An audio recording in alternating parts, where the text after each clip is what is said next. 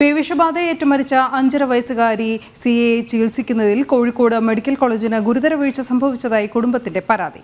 ആദ്യം ആശുപത്രിയിലെത്തിയപ്പോൾ ആഴത്തിലുള്ള മുറിവിൽ സ്റ്റിച്ച് പോലും ഇടാതെ വീട്ടിലേക്ക് വിട്ടുവെന്ന് സിയയുടെ പിതാവ് സൽമാൻ ഫാരിസ് പറഞ്ഞു. കുഞ്ഞ് മരിച്ച സമയത്ത് ന്യായീകരിച്ച് വാർത്താസമ്മേളനം നടത്താനാണ് മെഡിക്കൽ കോളേജിലെ ഡോക്ടർമാർ ശ്രമിച്ചതെന്നും ബന്ധുക്കൾ ആരോപിച്ചു.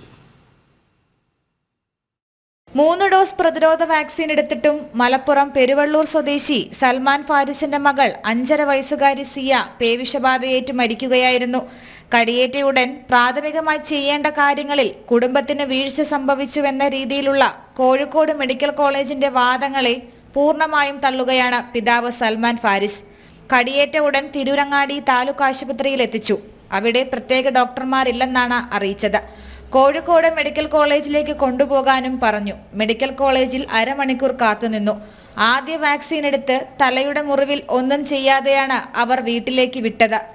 2 ദിവസം കഴിഞ്ഞ് വരാൻ പറഞ്ഞു. പിന്നീടാണ് 10ലേറെ സ്റ്റിച്ച് ഇട്ടതെന്നും പിതാവ് പറഞ്ഞു. നേരെ ജാസ്റ്റിന്റെ വണ്ടിയിലിട്ട് നേരെ തിരുവരങ്ങാടി താലൂക്ക് ഹോസ്പിറ്റലിലേക്ക് കൊണ്ടുപോയി.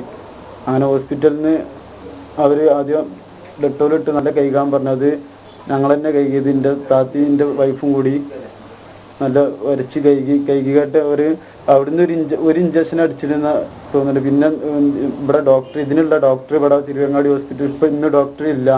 അപ്പോൾ ഞങ്ങൾ കോളേജിലേക്ക് എഴുതി തരുന്നുണ്ടായിരുന്നു കോളേജിലേക്ക്.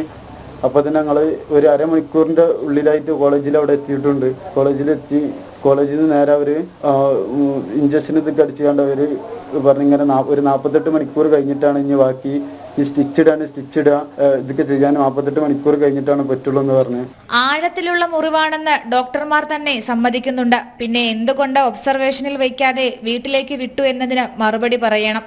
സർക്കാരിന്റെ ഭാഗത്തു നിന്ന് ഇതുവരെയും ഒരാൾ പോലും ബന്ധപ്പെട്ടിട്ടില്ലെന്നും ഫാരിസിന്റെ സഹോദരൻ പറഞ്ഞു. നല്ല ആഴത്തുള്ള മുറിവ് തലക്ക് പറ്റിയിട്ട് ഈ തലക്ക് ഇത്രയൊക്കെ ആഴത്തുള്ള മുറിവ് പറ്റിയിട്ടും അതിന് വേണ്ടുന്ന ചികിത്സ ഒന്നും എടുക്കാതെ ഇവർ അന്ന് രാത്രി ഏകദേശം 2 മണിക്കൂർ കൊണ്ട് അവർ വീട്ടിൽ 10 മണിയായപ്പോൾ ഒരു വീട്ടിൽ തിരിച്ചെത്തി.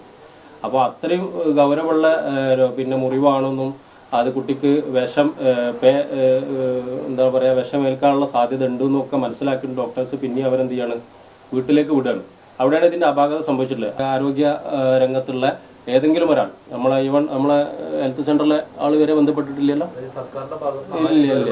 ആരും ഉണ്ടായിട്ടില്ല. മുഖ്യമന്ത്രിക്കും മനുഷ്യാവകാശ കമ്മീഷനും ഉൾപ്പെടെ പരാതി നൽകാനാണ് കുടുംബത്തിന്റെ തീരുമാനം. ജനം, മലപ്പുറം.